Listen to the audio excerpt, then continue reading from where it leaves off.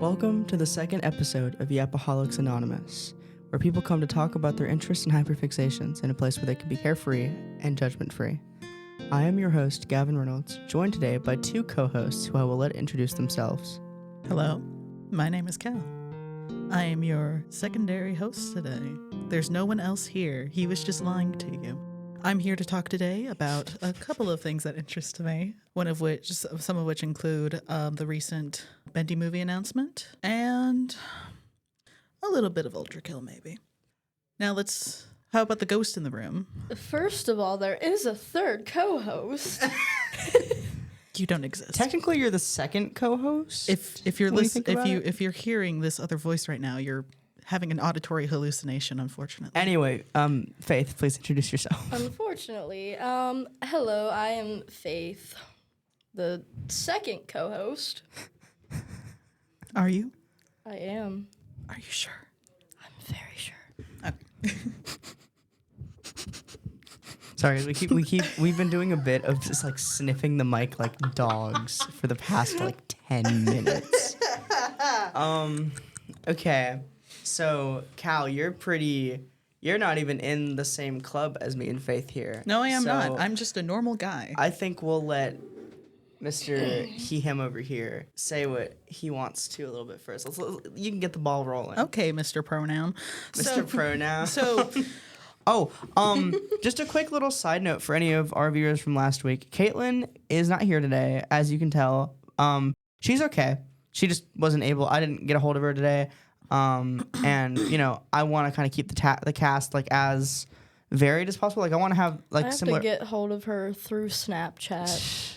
Like I want to have people here multiple times. Like I want to have Caitlin multiple times. I want to have Cal, Faith multiple times. I want to have Maya on here eventually. I want to be on the episode where Maya shows up. I will try and coordinate with that. With my you two. lovely, wonderful friend Maya, who edits this wonderful show, because I was the one that actually brought her to you. So You're welcome, by Thank the way. She's a great editor. You ungrateful. Ungrateful? Ungrateful. I want to say a word, but I'm restricting myself. You're right, because this is PG. Unlimited aura. This is PG. Meow. Meow, meow, meow, meow. Meow, meow, meow, meow, meow. Meow, meow, meow, meow, meow.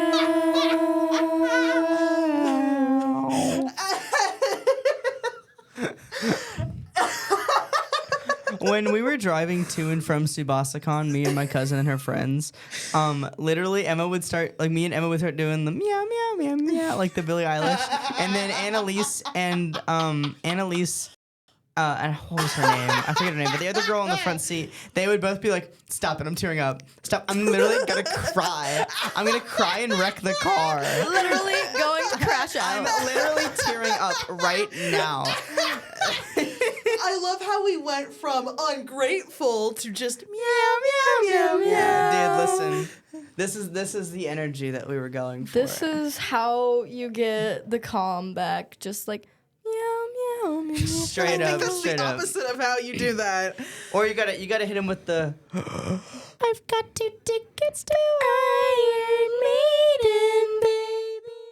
Don't say Help. maybe. Someone help, 'cause please. I'm just a I'm so dirtbag, scared. baby, I am like so you. scared. TikTok is a very disastrous place. I knew that song before TikTok existed. Don't you ever put that dirt on my name. I'm taking your phone away from you. You don't have any more phone rights anymore. Dang. But on this wonderful Halloween afternoon, we got a director release trailer for the Bendy movie, which is being produced by Radar Studios. For those who may not recall that weird time in the mid-2010s when indie horror games were just first coming out, Bendy and the Ink Machine is one of the, what I would say, one of the part of the holy trinity of indie horror titles and on the internet, alongside Five Nights at Freddy's and one other one that I don't remember the name of. I feel like Bendy kind of came out a decent bit after FNAF, though. Well, of course it did, yes. FNAF came out in 2014, and if I recall, the first Bendy game came out a couple of years after that. So, but it's been, ever since its release, it's still stayed at least relatively popular with certain people on the internet. Myself included, and it went on to have multiple different titles, including Bendy and the Dark Revival, which is a direct sequel to the game, as well as Boris and Bendy and the Dark Revival and Boris and the Dark Survival, I think. Yeah, They I don't rhyme. know if I switched up the names there for a second, but anyways, so it went on to have multiple games, some very questionable books of all quality. Of quality. Of quality. Some quality. Of some quality, as well as an equally questionable visual novel, which I don't want to talk about. So when you say questionable, and if it's NSFW, please don't elaborate. Oh, no. Okay. It's just poorly written. Okay. I actually got one of the books. I don't know what I'm one sorry. it was. I'm so sorry for you. Could you like elaborate on how they're questionable? Like what about them is so poorly done? Okay, so I should start off by saying that the Meatly, and along with Joey Drew Studios, who are the people behind the game series, they have been known previously to have some very questionable writing choices. Questionable in the sense that it's not particularly sound. Yes, is a good word for it. Some very odd writing decisions. That noise that just picked up was me moving my mic closer to my mouth so I could sit back. Famously, the first game is a very good example of this because if you guys didn't know this, the first game's story was being actively developed as all the chapters came out. That's really neat. Yeah, so they actually didn't have any solid story for the first game, and they purely went off of, internet reaction and fandom sort of feedback as a way to sort of guide them to how the first game should have gone. And I'd say that they picked up the slack a little bit with the second game when it came out. Much more concrete story, provides a lot more it fills in a lot of the plot holes that the first game had. And unfortunately, they didn't really improve with the second game as much as the second game had better writing. It unfortunately still sort of fails to be a compelling game in the sense that it sort of makes the player intrigued by what is happening. I mean, of course it's intriguing, but it's just not particularly well written. It sort of has the same sort of problem that FNAF had with its games and the story, where My big take, sorry to interrupt you, my big take on FNAF is that as like the first game as a piece of ambient and sound design horror is a masterclass. And I think that honestly, I think that Scott Cawthon, his ability he's not a poor writer, I'd say. I wouldn't call him terrible because there's He's some not neat bad, stuff no. in there. But I think what it is FNAF was his first horror game. yes, And all of his previous work was either centered around his faith or centered around sort of this wacky sci-fi, almost 2000s internet feel stuff. yeah. So I feel like part of it is that this guy was like, okay, I'm going to go full tilt into these criticisms of my previous games. And then he made FNAF, which FNAF 1 is my favorite FNAF game by a long shot. I think that some of the other ones in there are genuinely good. And I have a lot of nostalgia for the series. But FNAF 1 to me is easily the scariest because FNAF 4 tries too hard. 3's gameplay loop is so silly to me that I cannot be scared by it. And 2 is just chaotic. Sister Location is only an experience the first time. And then after that, it's just oh, well, I already know what happens because it's all scripted and there's no real variability. The custom night for it's pretty cool.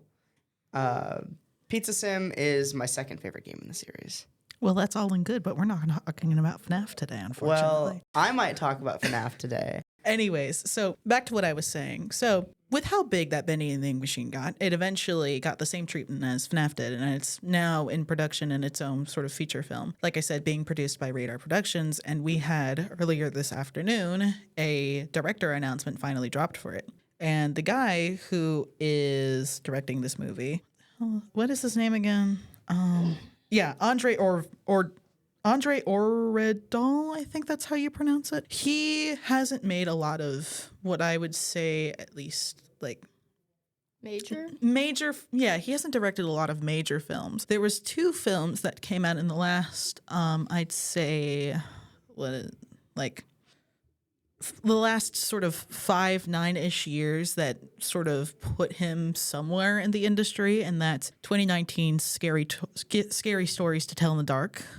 Which is an adaptation of the very classic a really good movie too. horror I like that movie. books from that you two have probably read. I personally thought that it was an all right film. I think that it was all right. It's like I like that it's kind of weird. Like it just kind of what happens and it happens, and then it just doesn't really like elaborate any yeah. further. It just leaves it as like, which I think is good because like it's scary stories told in the dark. It's these like.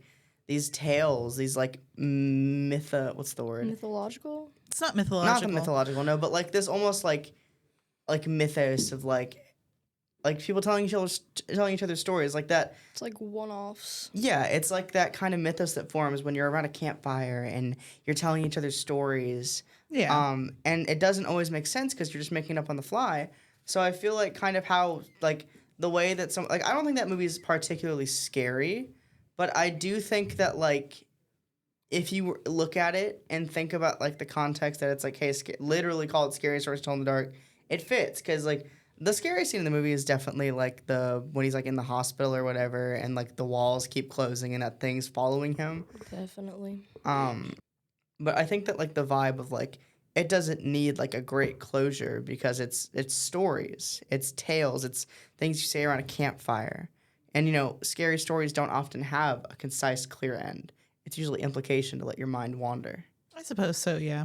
Well, regardless of your guys' opinions on it, it got a 6.2 out of 10 on IMDb and a 78% on Rotten Tomatoes. That's about what I...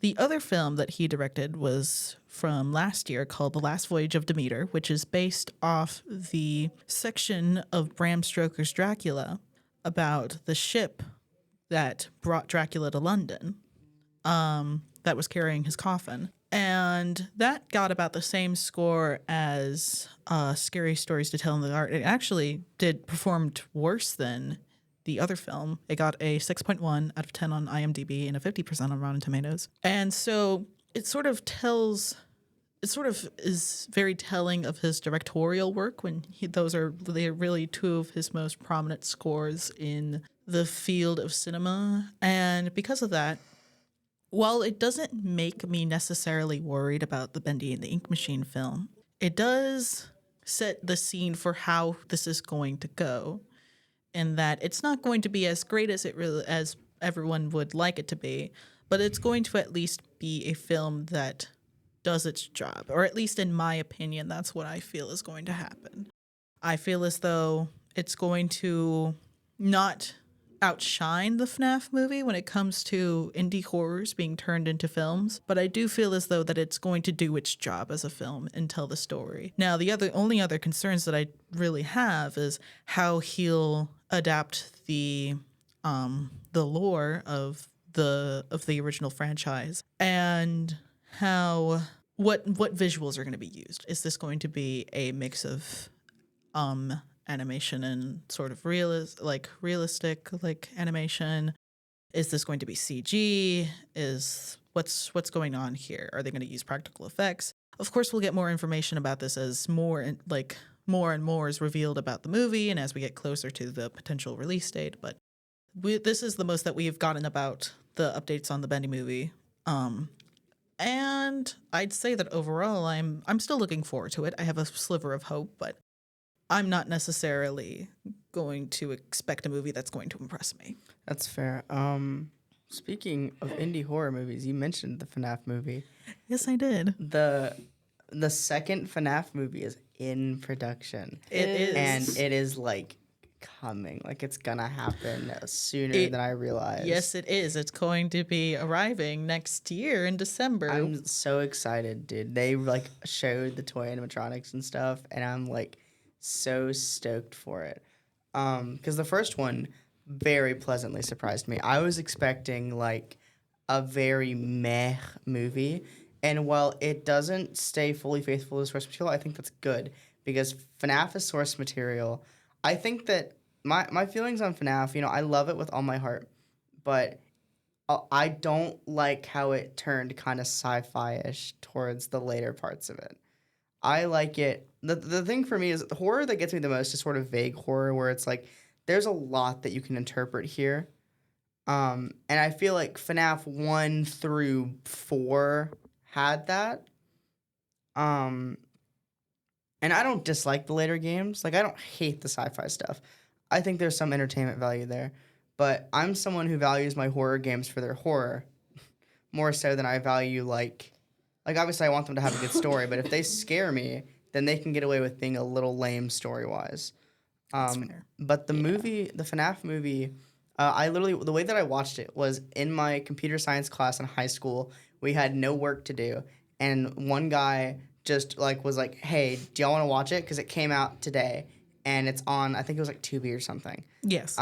And he literally put it up on this, like, he was like, Teach, can I put it up on the smart board? And we did. And all of us just sat there, and like 6 of us, and just watched it in class of our own accord. And it was awesome. And when the Living Tombstone FNAF 1 song started playing at the end, actual chills, dude. It's like that movie was made for like, how old was I when FNAF came out? Like 10-year-old me?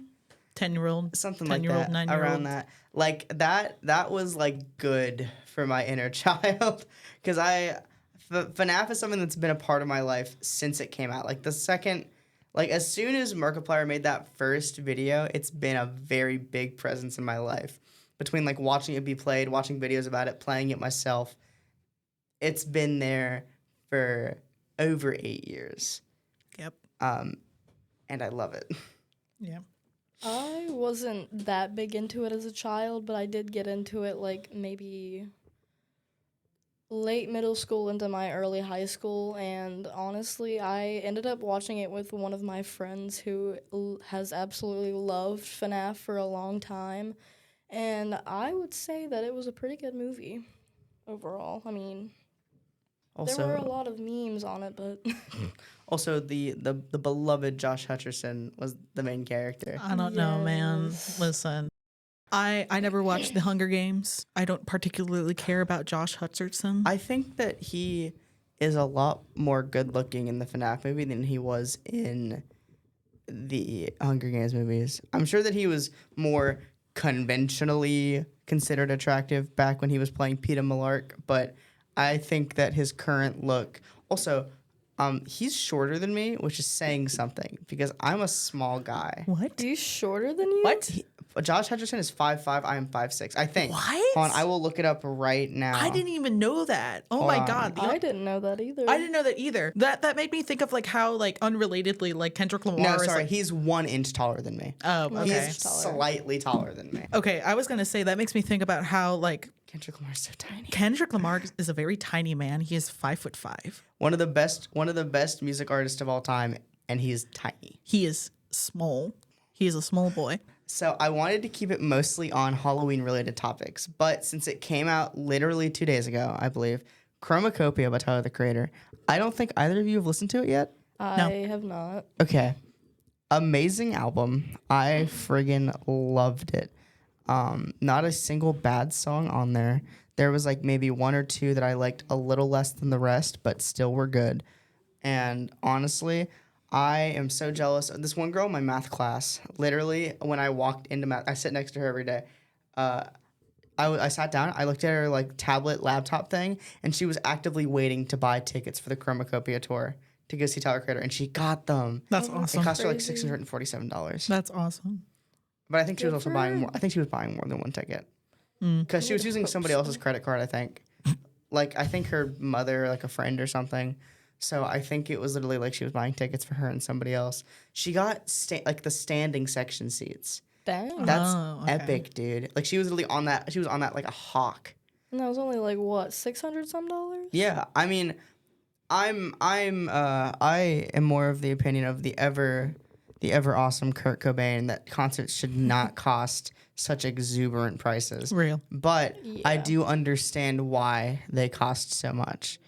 Because it costs a lot to put together a concert. It costs a lot for all the travel, for the staff, for the equipment. And like special effects. Yeah, As well. and people also do need to come away with a profit.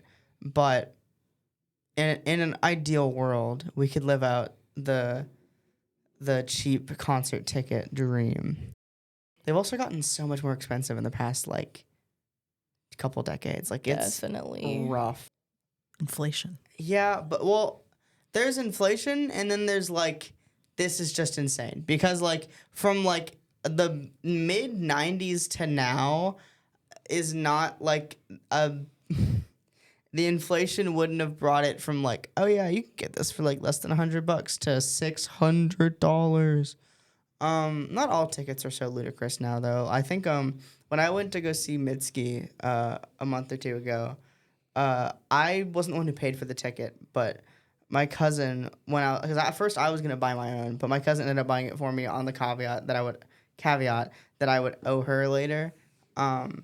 And I think it was like no more than like $80 or $90, which is pretty decent. It wasn't like Yeah. an amazing seat, but it was like not too far.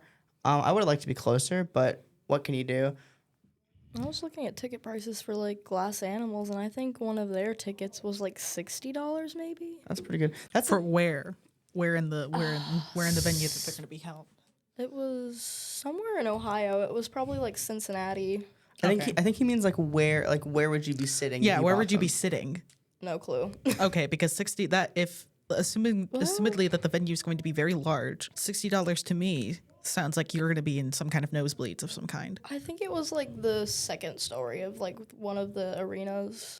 Yeah, that's what I thought. So it's not like terrible. You'll have fun. I mean, you'll have fun. Glass Animals, I think I would go see them if their third album just wasn't so bad. I like their newest album though. Why? That album is bad. Well, there's only like certain songs that I've listened to, but I did like those certain songs. So how much of them have you listened to? How much of their discography have you listened to? I've listened to some of their earlier ones and like the Heat Waves, stuff Okay. like that. Okay. Like definitely the new album isn't as good as some of their old stuff, but I definitely like Show Pony and Creatures in Heaven. Those Show were- Pony is all right, but I personally feel as though after Dreamland they sold out so hard, and their third album just kind of shows. I don't know. I'm something of like a Glass Animals purist. I think that the first album, I think that How to Be a Human Being is the best album that they have made, and I think that it like stands so tall compared to their other work from like recently. I mean, Dreamland was pretty good. I liked that a lot, but I feel as though just ever since Dreamland and Heat Waves came out, they've just been on a downward spiral. Yeah. I don't think that. I think that the only way to sort of get back to, what they're good at is if they sort of stop trying to appeal to the music industry so much. So I don't know. That's just me though. Dude, speaking of bands that fell off hard, Panic at the Disco. We know. Oh my gosh, yes. Panic's first two albums are some of the best pieces of music I've ever heard. Yep. And I like Vices and Virtues. I like Two Where to Live, Two Where to Die, and I like Death of a Bachelor. But after Ryan Ross left the band, it was on decline for a while. And by the time of Pray for the Wicked, Brendan Urie had a mark on his head because I tell you, he ruined that band's sound. Death of a Bachelor was their last good album. It was their last good album, was their and last it's good album. still noticeably worse than like their previous ones. Yeah. I think that if he had stuck with the sound Death of a Bachelor had, he could have successfully transitioned into that pop sound he wanted. But instead, he just made a bunch of trash, like faux catchy songs, and it was not good. That weird collaboration he did with Taylor Swift kind of just sealed the deal. I honestly stopped listening to Panic at the Disco after Death of the Bachelor, so Yeah. And as you should, Straight honestly. up. The only I need to go through and purge my like songs because when I first got into Panic, I was but a young babe, Yeah. and I didn't have as good music taste as I do now. So I heard High Hopes, I heard Hey Look Mama, and I was like, hey, I like this. But then I realized, hey, this wore thin really fast, and I started listening to their older music. I was like, hey, they suck now. So I need to go through and purge all of the Pray for the Wicked from my playlist. When you went through my liked songs and removed everything that was in there from Viva Las Vegas, you lifted a ghost off my shoulders. I did. You're welcome. Because I forgot it. Because literally I was like, oh, new Panic album. Maybe I can have hope. Let's just say you didn't really have high hopes for that. That's corny. I don't care. I feel like it's so odd because you have like songs from playlists and then mine are just random Christmas songs. What? Like I have no idea Mama, what? why. Like you can Mama, go Christmas through, ahead of you by like a month or two.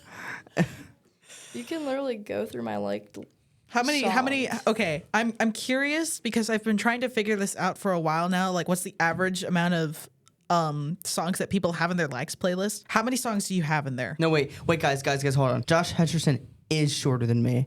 The internet lied. Oh He's my 5'5". God. Amazing. I'm taller than him too. We're all taller than him. That's crazy. Well, maybe not you. PETA is supposed to be canonically 5'10" in the movie. He probably had heels on. He's supposed to be 5'10". He probably wore heels. Or like he got actors that are like shorter than him. In the movie Katniss Everdeen. In the books, I looked it up. In the books, Katniss is supposed to be around 5'4" and Peeta's around 5'10". The actor who played Katniss is taller I love that. than Peeta in the movies. I love that for her. Tall girl energy. I love that for her. But anyways, going back to what I was talking about, how many likes do you have in your likes playlist? It shows that I have 89 songs. How many do you have in your likes playlist? Hold on. Before we go with that, I just looked up a picture of Josh Hutcherson next to someone who's 7'1". That is so sad. I'm going to send this to Maya right now. Hi, Maya. Hi, Maya. Hi, lovely editor, Maya Truth. And in the video version of this episode, I want you to put this image on the screen when I mention it because it's actually so funny. Oh my God. Oh my. I think I've purged the Christmas songs. He They're looks not like there a little anymore. gnome. He's so tiny. This reminds me of like when like Young Gravy and Moist Critical like did cooking my together. God, no. So such a height difference, dude. It was so funny. Oh my God. Anyways.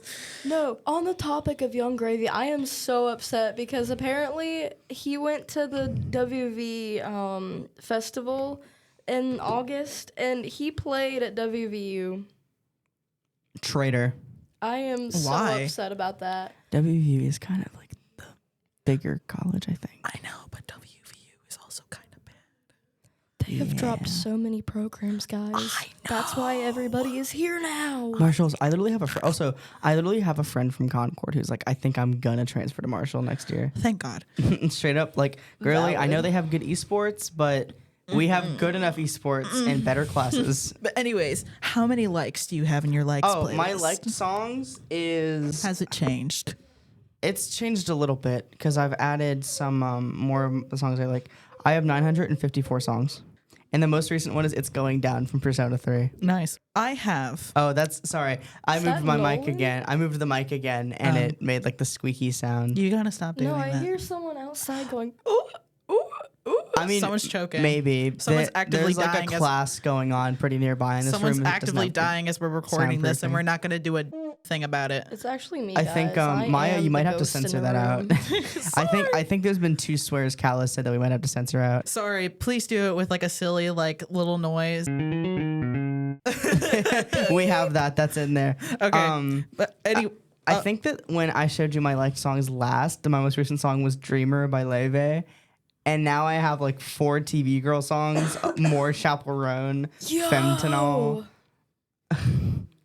You're mentally ill. You know what? You're right. Anyways, I'm mentally ill. Apparently, my recent one is "Listen to the Music" by CG5. I've never listened to that song. Oh. You know what? No, you know what? Hold on. In defense of CG5, he was with us in the trenches during the FNAF era. That man.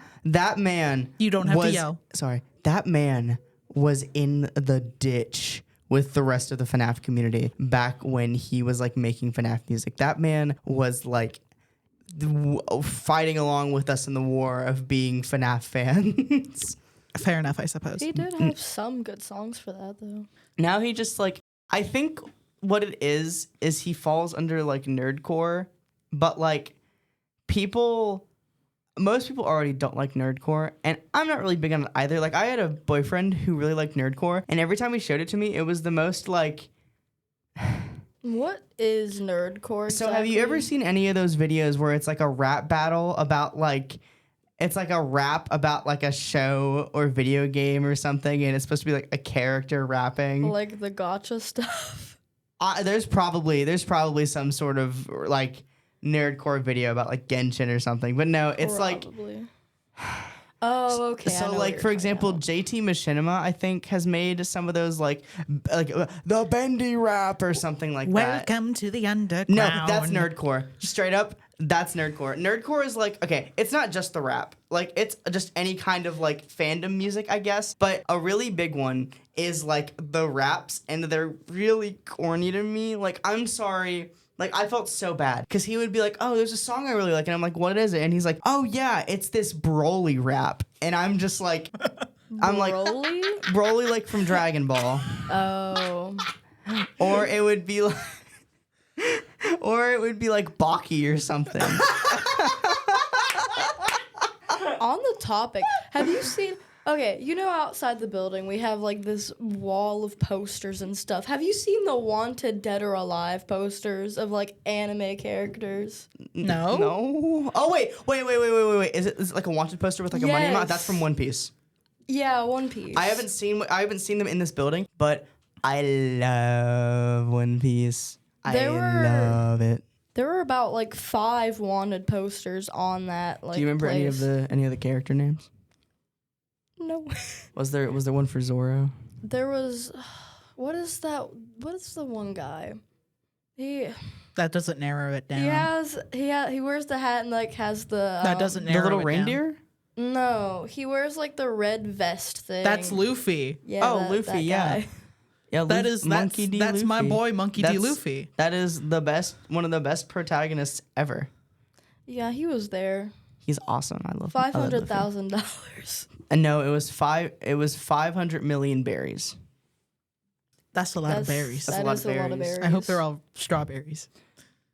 It's the money in One Piece. I'll eat it. It's paper money. I'll eat it raspberries. anyways. Called berries. I'll eat it anyways. A single berry is it is spelled. It is literally spelled like the fruit, but it's like paper money. Well, then I deserve every single chance I have to eat it. Anyways, I have 6,308 songs on my likes playlist on Spotify. Mama, do you just hear something? Be like, I like a singular second of this. Okay, and just add it. no. Here's the thing. So most of these, I've had this account since I was about 13. 13-year-old Cal must have been an experience to be around. Mama. I think that I lost my original Spotify account, and then I had to remake a new one and like find all of my old songs that I used to like. But yeah, so I've had this account for the longest time now, so that's probably why there's so much on there. Most of it is albums that I've listened to, songs that I come across on Shuffle, on TikTok, that if I want to listen to for later, I'll just put it in my likes playlist. In fact, I tried to make like a main playlist of all of like the things that I rotate around a lot. 125 songs. Oh wow! I am very varied. I have a work playlist. You've told me about the work playlist, but you know who hasn't heard about the work playlist? Our viewers. I also or haven't. Faith. Yeah, Faith also hasn't. It's like 500 songs, and the idea behind it was that when I was working at this one bar and grill, they were like, somebody brought up the idea of like a speaker in the kitchen and like being able to use it. I was like, oh, maybe I could do it sometimes. But I was like, I can't do this with my liked songs, and I won't be able to queue up enough to cover like the fact that I'm working and busy. So I was like, I'll make a playlist. And I was like, what are like the socially acceptable songs that I really like? So a lot of it is like dad rock. But the funny thing is there's like 10 Weezer songs in there. Yeah. There's like, you'll get like AC/DC, Weezer, AC/DC, Red Hot Chili Peppers. Red Hot Chili Peppers. And then you got Britney Spears and Spice Girls. Wannabe is in there next to like Buddy Holly, Island in the Sun, or whatever that's called. Island. Hip, hip. When you're on a holiday. What's with these homies dissing my girl? Why do they gotta front? You just got Weezered. What did we ever Okay, the bit's over. do to these guys? You know what? The bit's over when I say it's over. It's over. Well, this episode can only be so long, Gavin. Well, it's as long as you want it to be. We're already over 30. We can stay as long as... If you want to stay until like 1:30, 1:40. I have class at 2. What building do you have it in? Wait, you can stay till like 1:40. Okay. Anyways. Make it like a 15-minute one. So what were we talking about? Oh, yeah. Your work playlist. Right, the work playlist. So literally, hold on, let me open it up and give you guys an example of how like scattered this thing is. Because the idea was, what can I play that's socially acceptable around a bunch of like my age to like 60-year-olds? 60-year-old California. That's on there. That's on there. Let's go. That's on there. Sorry. So I share my Spotify with somebody, and he adds playlists sometimes, and there's a playlist just called Every Tyler the Creator Song.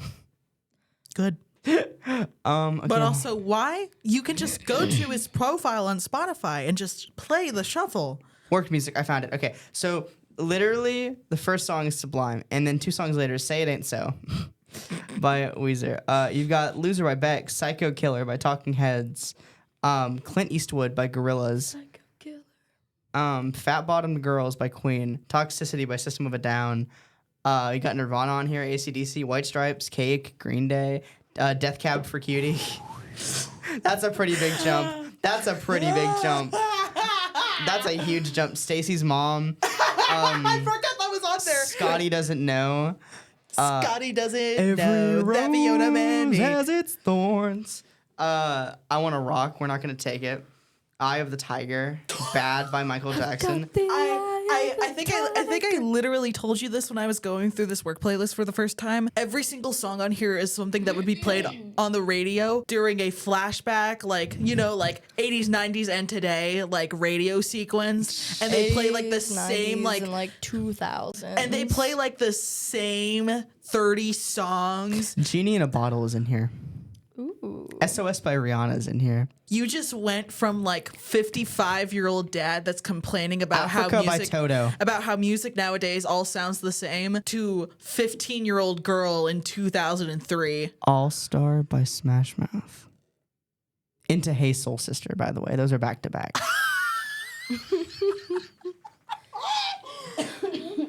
What? Super Freak by Rick James. Sandwich between Back to 55-year-old man. a sandwich between Play That Funky Music by Wild Cherry and School's Out. Did you know Play That Funky Music was by a white guy? It is? Yeah, the Play That Funky Music, why? Boy, that's a white dude. I'm pretty sure. Hold on, let me look it up just to be sure, because somebody told me that, and I could have been lied to. But That doesn't sound right. American Funk, those are all white dudes. No. Those are all white dudes. No. That's crazy. No. Last Resort by Papa Roach. Numb by Linkin Park. Hey Ya by Outkast. You just went from, again, you went from like a 13-year-old boy on the brink of killing himself Skater to Boy by Avril Lavigne. California Oh girls. my God. Your Love Is My Drug by Kesha.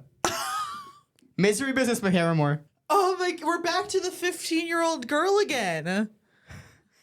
Ain't No Mountain High Enough by Marvin Gaye. We are back to the 55-year-old man. Gavin is 2 things. He is either a 55-year-old man or a teenage girl in her bedroom in 2003. Mr. Brightside by The Killers. Mama, he isn't 2 people. He's an entire white picket fence family. I am a nuclear family. You were a American traditionalist nuclear Okay. family with 2 kids, That's- a dog, and a white picket fence, and a house that lives in suburbia. Keep in mind though, the work playlist was catered for those types of people. Which, I mean, you're doing a good Yeah, job. my liked songs has things like Femtanol and TV Girl on it, which Mitski. I have so Do much you have Mitski. any Sir Chloe? Sir Chloe? I don't believe so. Ooh, that's a good one. But genuinely, like, my liked songs are so eclectic, it's insane. Like, what do you mean that Joyride is sandwiched between Linger by the Cranberries and Fly Day Chinatown? Your likes playlist is more symptomatic than a disaster bisexual's like diagnosis of depression and ADHD. Are You Waiting by Stomach Book? I think you need to be on Stomach bug? medication. So Stomach Book is like this sort of breakcore indie. Literally in the genre list is the term furry. It's literally like furry indie breakcore music, and kind of breakcore.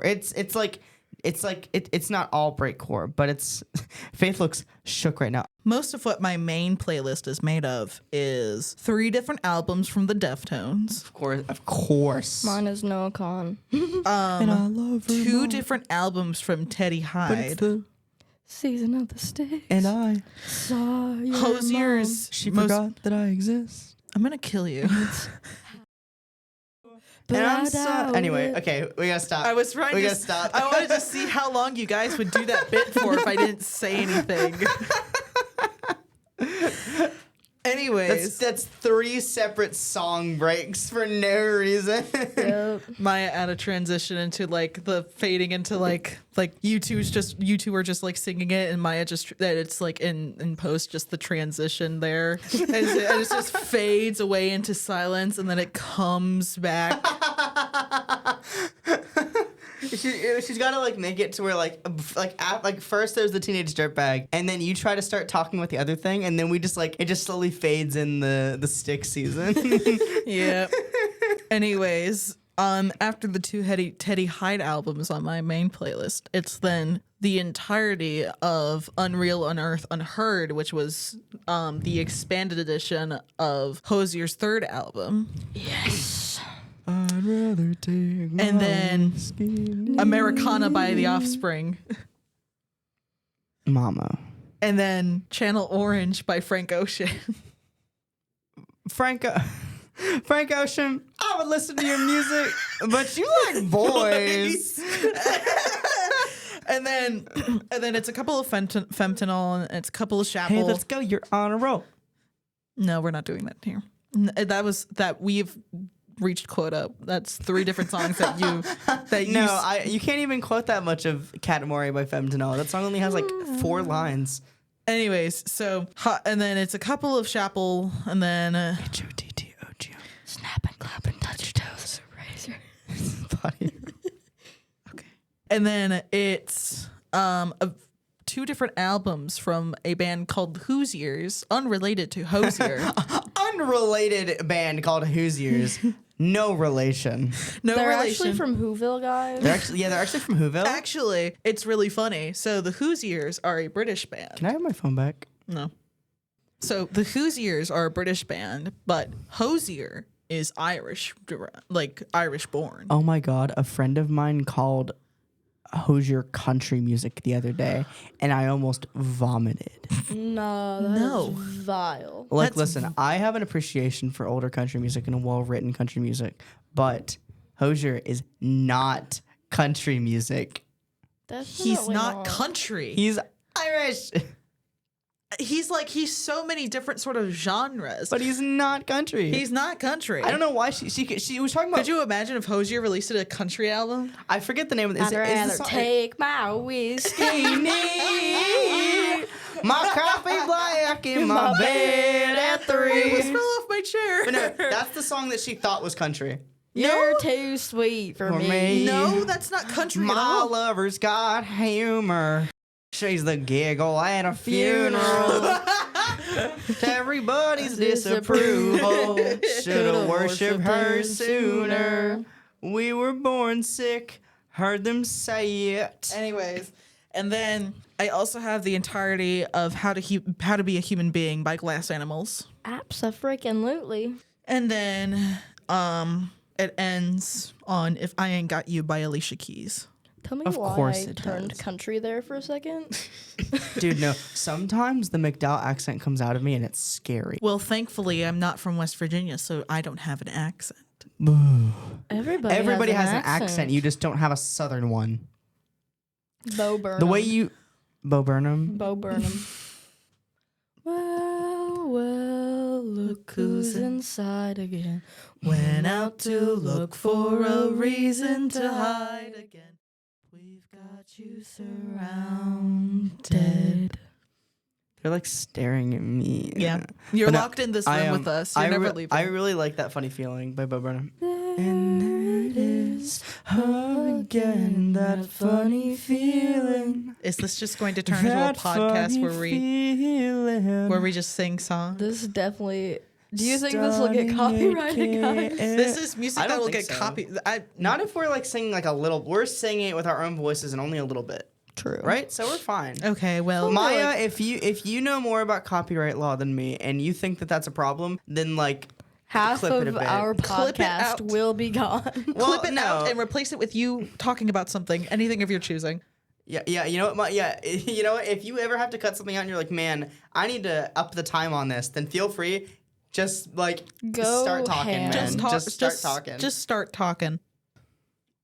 Anyways, it's about 1:37. Would you like to wrap up, Cal? Let's wrap up, please. Okay, everybody. That was episode 2 of Yapaholics Anonymous with your host, Gavin Reynolds, co-host Cal, and other co-host, Faith, both of equal importance. Ooh.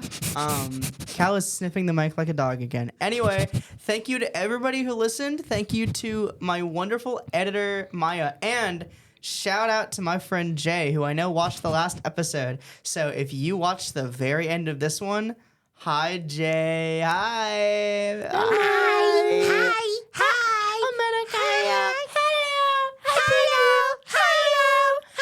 Okay. All right, everybody.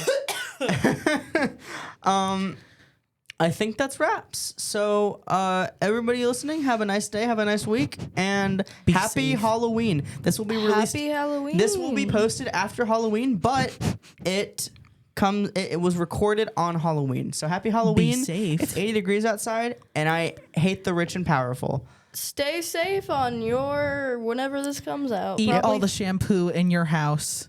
Friday, Saturday. I don't know. I think I ate. What is it? How does it go? I ate shampoo. Probably gonna die. Smelled like fruit. That was a lie. Looked at the bottle. No, wait. Wait, no. I forgot how it goes. I'm ashamed to my friends. Maybe the ghost will be back next episode. You're right. Maybe you will. All right. We are. Ooh. All right. I think it's time to officially wrap up. So goodbye, everybody, and have a wonderful day.